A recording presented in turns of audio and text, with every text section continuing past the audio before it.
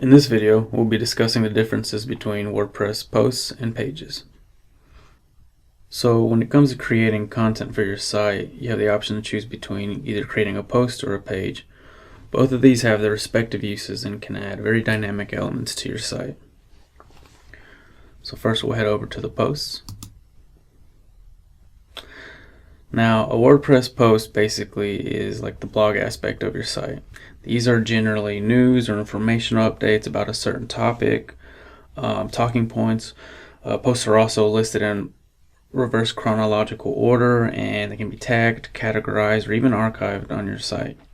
As you can see here, I have a bunch of test posts already listed, and you can even save drafts as well. We'll go ahead and take a look at this one right here. WordPress posts are what make up the RSS content of your WordPress blog. So when someone subscribes to your RSS feed, your post will be delivered to them.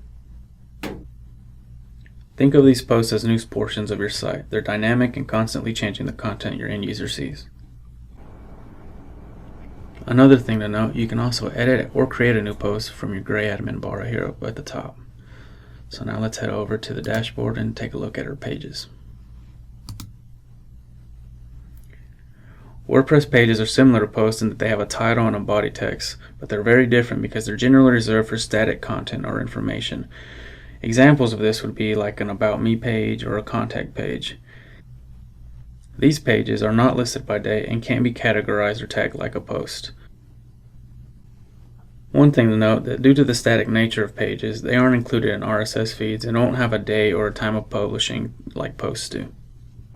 And as you can see here at the top of the gray admin bar, you can edit this page or add a new one.